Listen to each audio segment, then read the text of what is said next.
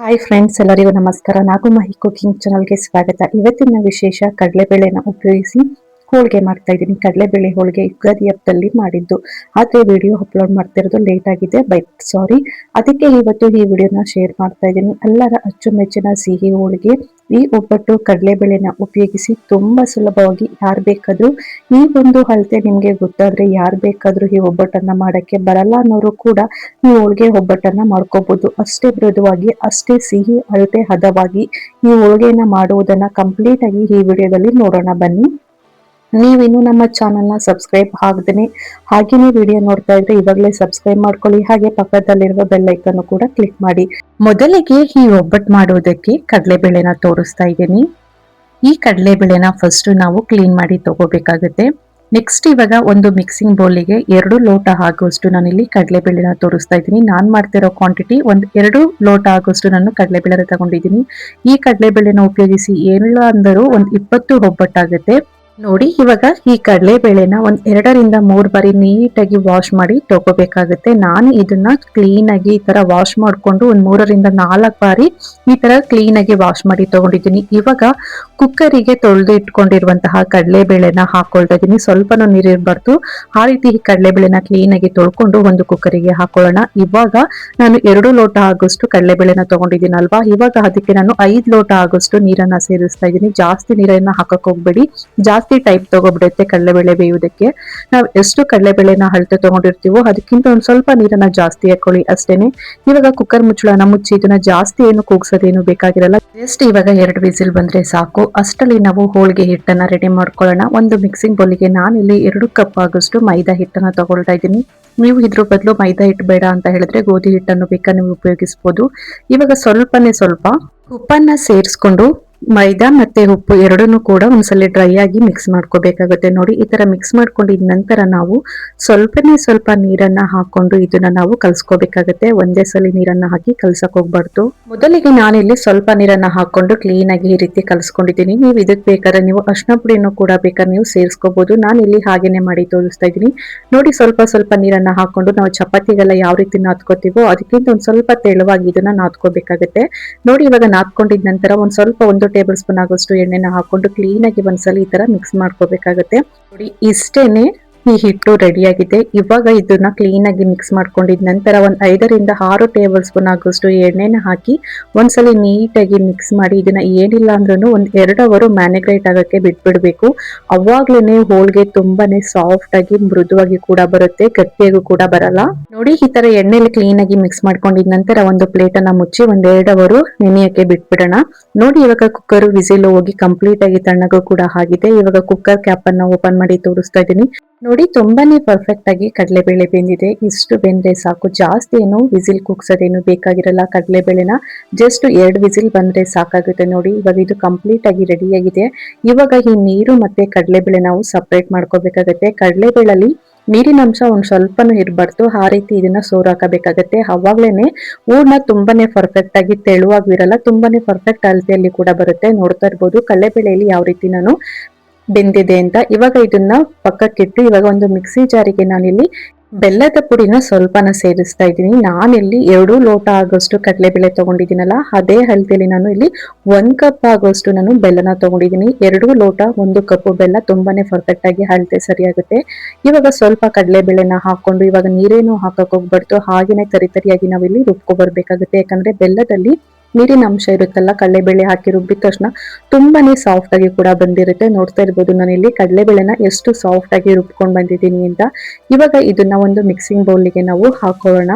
ಉಳಿದಿರುವ ಕಡಲೆಬೇಳೆ ಮತ್ತೆ ಬೆಲ್ಲನೂ ಕೂಡ ಇದೇ ಮೆಥಡ್ ಅಲ್ಲಿ ಸೇಮ್ ಸ್ವಲ್ಪ ಫಸ್ಟ್ ಬೆಲ್ಲನ ಹಾಕೊಂಡು ಆಮೇಲೆ ಉಳಿದಿರುವ ಕಡಲೆಬೇಳೆನ ಹಾಕೊಂಡು ಇವಾಗೂ ಕೂಡ ಇದನ್ನ ನುಣ್ಣಗೆ ನಾವು ರುಬ್ಕೊಂಡು ಬರ್ಬೇಕಾಗುತ್ತೆ. 2 ಲೋಟ ಕಡಲೆಬೇಳೆಗೆ 1 ಕಪ್ ಆಗುವಷ್ಟು ಬೆಲ್ಲ ತುಂಬಾನೇ ಸಿಹಿ ಅಳತೆ, ತುಂಬಾನೇ ಪರ್ಫೆಕ್ಟ್ ಆಗಿರುತ್ತೆ. ಇವಾಗ ಸ್ವಲ್ಪ ಒಂದು ಅರ್ಧ ಟೇಬಲ್ ಸ್ಪೂನ್ ಆಗುವಷ್ಟು ಏಲಕ್ಕಿ ಪುಡಿನ ಸೇರಿಸ್ಕೊಂಡು ಇವಾಗ ಇದನ್ನ ನುಣ್ಣಗೆ ರುಬ್ಕೊಂಡು ಬರ್ತಾ ಇದ್ದೀನಿ. ನೋಡ್ತಾ ಇರ್ಬೋದು ಇವಾಗ ನಾನಿವಾಗ ಕಡಲೆಬೇಳೆನ ಯಾವ ರೀತಿ ರುಬ್ಕೊಂಡಿದ್ದೀನಿ ಅಂತ. ಇವಾಗ ಇದನ್ನ ಮತ್ತೆ ಒಂದು ಮಿಕ್ಸಿಂಗ್ ಬೌಲಿಗೆ ಹಾಕೊಳ್ಳೋಣ.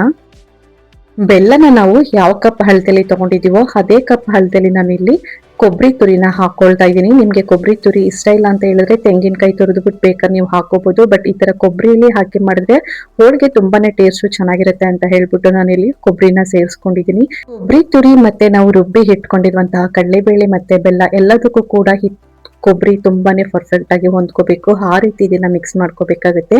ನೋಡ್ತಾ ಇರ್ಬೋದು ಇಲ್ಲಿ ಹೂರ್ಣ ನಾನು ಯಾವ ರೀತಿ ರೆಡಿ ಆಗಿದೆ ಅಂತ. ಇಲ್ಲಿ ಜಾಸ್ತಿ ಏನು ತೆಳುವಾಗಿಯೂ ಇಲ್ಲ, ಜಾಸ್ತಿ ಏನು ಗಟ್ಟಿಯಾಗಿಲ್ಲ, ತುಂಬಾನೇ ಒಂದು ಹದದಲ್ಲಿ ಇವಾಗ ಹೂರ್ಣ ರೆಡಿ ಆಗಿದೆ. ನೋಡ್ತಾ ಇರ್ಬೋದು ಕೈಯಲ್ಲಿ ಹಿಡ್ಕೊಂಡು ಈ ರೀತಿ ಉಂಡೆ ಕಟ್ಟಿದ್ರೆ ತುಂಬಾನೇ ಪರ್ಫೆಕ್ಟ್ ಆಗಿ ಉಂಡೆನೂ ಕೂಡ ಬರ್ತಾ ಇದೆ.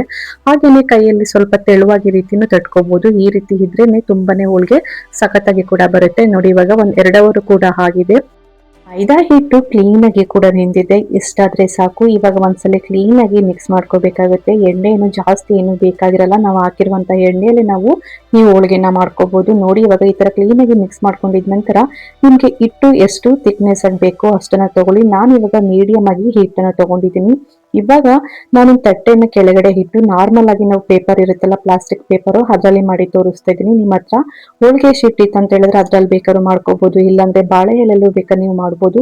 ನಾನಿಲ್ಲಿ ಸಿಂಪಲ್ ಆಗಿ ಮನೇಲಿ ಇರುವಂತಹ ಪದಾರ್ಥನ ಉಪಯೋಗಿಸ್ಕೊಂಡು ಮಾಡಿ ತೋರಿಸ್ತಾ ಇದ್ದೀನಿ. ನೋಡಿ ಇವಾಗ ಪ್ಲಾಸ್ಟಿಕ್ ಸೀಟಿಗೆ ಸ್ವಲ್ಪ ಎಣ್ಣೆನ ಪ್ರೆಸ್ ಮಾಡಿ ಆ ಹಿಟ್ಟನ್ನ ಹಾಕೊಂಡು ಸ್ವಲ್ಪ ಲೈಟ್ ಆಗಿ ಈ ತರ ಸ್ಪ್ರೆಡ್ ಮಾಡ್ಕೋಬೇಕಾಗತ್ತೆ. ಈ ತರ ಸ್ಪ್ರೆಡ್ ಮಾಡ್ಕೊಂಡಿದ ನಂತರ ಹೂರ್ಣನ ಹಿಟ್ಟನ್ನ ನಾವು ಎಷ್ಟು ಪ್ರಮಾಣದಲ್ಲಿ ತಗೊಂಡಿರ್ತೀವೋ ಅದ್ರ ಡಬ್ಬಲ್ ಅಷ್ಟು ನಾವು ಹೂರ್ಣನ ತಗೋಬೇಕಾಗುತ್ತೆ. ನೋಡಿ ನಾನು ಇಷ್ಟು ಪ್ರಮಾಣದಲ್ಲಿ ಹಿಟ್ಟು ತಗೊಂಡಿದ್ದೆ, ಅದ್ರ ಡಬ್ಬಲ್ ಅಷ್ಟಾಗಿ ನಾನು ಹೂರ್ಣನ ತಗೊಂಡಿದ್ದೀನಿ. ಇವಾಗ ಇದನ್ನ ಕ್ಲೀನ್ ಆಗಿ ಮಡ್ಚ್ಕೊಂಡು ಉಳಿದಿರುವಂತಹ ಎಕ್ಸ್ಟ್ರಾ ಹಿಟ್ಟನ್ನ ಸಪ್ರೇಟ್ ಮಾಡಿ ಕೈಗೆ ಸ್ವಲ್ಪ ಎಣ್ಣೆನ ಹಚ್ಕೊಂಡು ಈ ರೀತಿ ಸ್ವಲ್ಪ ಫಸ್ಟ್ ನಾವು ಈ ತರ ಸ್ಪ್ರೆಡ್ ಮಾಡ್ಕೋಬೇಕಾಗತ್ತೆ. ಈ ರೀತಿ ಸ್ಪ್ರೆಡ್ ಮಾಡ್ಕೊಂಡಿದ ನಂತರ ಮೇಲೆ ಸ್ವಲ್ಪ ಎಣ್ಣೆನ ಹಚ್ಚಿ ಮೇಲೆ ಇನ್ನೊಂದು ಪ್ಲಾಸ್ಟಿಕ್ ಕವರ್ ಅನ್ನ ಇಟ್ಟು ಈ ತರ ಕೈಯಲ್ಲಿ ಕ್ಲೀನ್ ಆಗಿ ಪ್ರೆಸ್ ಮಾಡ್ಕೊಂಡ್ರೆ ತುಂಬಾನೇ ತೆಳುವಾಗಿ ನಾವು ಕೂಡ ಈ ಹೋಳಿಗೆನ ಮಾಡ್ಕೋಬಹುದು. ಈ ರೀತಿ ಯಾರು ಬೇಕಾದ್ರೂ ಕೂಡ ತುಂಬಾನೇ ಸುಲಭವಾಗಿ ಹೋಳಿಗೆನ ಮಾಡಿ ನೋಡಿ, ತುಂಬಾನೇ ಪರ್ಫೆಕ್ಟ್ ಆಗಿ ಕೂಡ ಬರುತ್ತೆ. ಹೋಳಿಗೆ ಮಾಡೋದು ತುಂಬಾನೇ ಕಷ್ಟಪ್ಪ ಅಂತ ಅನ್ನೋರಿಗೆ ಈ ರೀತಿ ಸಿಂಪಲ್ ಮೆಥಡ್ ಅಲ್ಲಿ ಮಾಡಿ ತೋರಿಸ್ತಾ ಇದ್ದೀನಿ. ಒಂದ್ಸಲಿ ಟ್ರೈ ಮಾಡಿ ನೋಡಿ, ನೀವೇ ತುಂಬಾ ಖುಷಿ ಪಡ್ತೀರಾ. ಅಷ್ಟು ಸಿಂಪಲ್ ಆಗಿ ಕೂಡ ಮಾಡ್ಕೋಬಹುದು.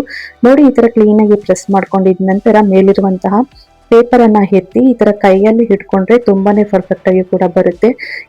ಗ್ಯಾಸ್ ಆನ್ ಮಾಡಿ ತವನ್ನ ಬಿಸಿ ಮಾಡಕ್ಕೆ ಇಟ್ಟಿದ್ದೀನಿ. ತವ ಸ್ವಲ್ಪ ಲೈಟ್ ಆಗಿ ಬಿಸಿಯಾಗಿದ್ದ ನಂತರ ಗ್ಯಾಸ್ ಅನ್ನ ಕಡಿಮೆ ಉರಿಯಲ್ಲಿ ಇಟ್ಕೊಂಡು ರೆಡಿ ಮಾಡಿ ಇಟ್ಕೊಂಡಿರುವಂತಹ ಹೋಳಿಗೆನ ಹಾಕೊಳ್ಳೋಣ. ಈ ತರ ಹೋಳಿಗೆ ಹಾಕೊಂಡಿದ ನಂತರ ನಿಮ್ಗೆ ಎಣ್ಣೆ ತುಪ್ಪ ಏನ್ ಬೇಕಾದ್ರೂ ನೀವು ಹಾಕೊಂಡು ಇದನ್ನ ಎರಡೂ ಸೈಡು ಕ್ಲೀನ್ ಆಗಿ ಕಡಿಮೆ ಉರಿಯಲ್ಲಿ ಇಟ್ಕೊಂಡು ಈ ರೀತಿ ತಿರುಗಿಸಿ ಬೇಯಿಸ್ಕೋಬೇಕಾಗತ್ತೆ. ನಾನು ಇಲ್ಲಿ ಎಣ್ಣೆನ ಉಪಯೋಗಿಸಿ ಮಾಡಿ ತೋರಿಸ್ತಾ ಇದ್ದೀನಿ. ನೀವು ಬೇಕಾದ್ರೆ ತುಪ್ಪ ಹಾಕೊಂಡು ಬೇಕಾದ್ರೆ ನೀವು ಮಾಡ್ಕೋಬಹುದು. ನೋಡಿ ಎರಡೂ ಸೈಡು ಕ್ಲೀನ್ ಆಗಿ ಪರ್ಫೆಕ್ಟ್ ಆಗಿ ಬೆಂದಿದೆ. ಇಷ್ಟ ಆದ್ರೆ ಸಾಕು. ಇವಾಗ ಇದನ್ನ ಒಂದು ಪ್ಲೇಟ್ಗೆ ಸಪ್ರೇಟ್ ಮಾಡಿ ಇಟ್ಕೊಳ್ಳೋಣ. ಮತ್ತೆ ಇವಾಗ ಇನ್ನೊಂದು ರೀತಿಯಲ್ಲಿ ನಾನು ಮಾಡಿ ತೋರಿಸ್ತಾ ಇದ್ದೀನಿ. ಸ್ವಲ್ಪ ಮೀಡಿಯಂ ಆಗಿ ಹೋಳಿಗೆ ಹಿಟ್ಟನ್ನ ತಗೊಂಡು ಈ ರೀತಿ ಕೈಯಲ್ಲಿ ಸ್ವಲ್ಪ ಎಣ್ಣೆನ ಸ್ಪ್ರೆಡ್ ಮಾಡ್ಕೊಂಡು ಈ ತರ ಕ್ಲೀನ್ ಆಗಿ ಒಂದ್ ಸ್ವಲ್ಪ ಲೈಟ್ ಆಗಿ ಸ್ಪ್ರೆಡ್ ಮಾಡ್ಕೊಂಡಿದ ನಂತರ ನಾವು ಹೋಳಿಗೆ ಹಿಟ್ಟನ್ನ ಎಷ್ಟು ತಗೊಂಡಿದ್ದೀವೋ ಅದಕ್ಕಿಂತ ಡಬಲ್ ಪ್ರಮಾಣದಲ್ಲಿ ನಾವು ಹೂರ್ಣನ ಹಾಕೊಂಡು ಈ ರೀತಿ ಮಿಕ್ಸ್ ಮಾಡ್ಕೋಬೇಕಾಗತ್ತೆ. ಈ ತರ ಮಾಡ್ಕೊಂಡಿದ ನಂತರ ಉಳಿದಿರುವಂತಹ ಎಕ್ಸ್ಟ್ರಾ ಹಿಟ್ಟನ್ನ ಸಪ್ರೇಟ್ ಮಾಡ್ಕೊಂಡು ಕೈಗೆ ಸ್ವಲ್ಪ ಎಣ್ಣೆನ ಹತ್ಕೊಂಡು ಈ ರೀತಿ ಸ್ಪ್ರೆಡ್ ಮಾಡ್ಕೋಬೇಕು. ತುಂಬಾನೇ ಪರ್ಫೆಕ್ಟ್ ಆಗಿ ಕೂಡ ಬರುತ್ತೆ, ಎಲ್ಲೂ ಕೂಡ ಅಂಟ್ಕೊಳ್ಳಲ್ಲ. ಫಸ್ಟ್ ನಾವು ಮಾಡ್ಕೋಬೇಕಾಗಿರೋದು ಮೇನ್ ಬಂದು ನಾವು ಹಿಟ್ಟನ್ನ ಕರೆಕ್ಟ್ ಆಗಿ ಕಲ್ಸ್ಕೊಬಿಟ್ರೆ ಹೋಳಿಗೆ ಮಾಡೋದು ಕಷ್ಟನೇ ಅಲ್ಲ. ಯಾರು ಬೇಕಾದ್ರೂ ತುಂಬಾ ಸುಲಭವಾಗಿ ಈ ರೀತಿನ ಹೋಳಿಗೆ ಮಾಡ್ಕೋಬಹುದು. ನೋಡಿ ಕ್ಲೀನ್ ಆಗಿ ಈ ರೀತಿ ಸ್ಪ್ರೆಡ್ ಮಾಡ್ಕೋಬೇಕು ಅಷ್ಟೇನೆ.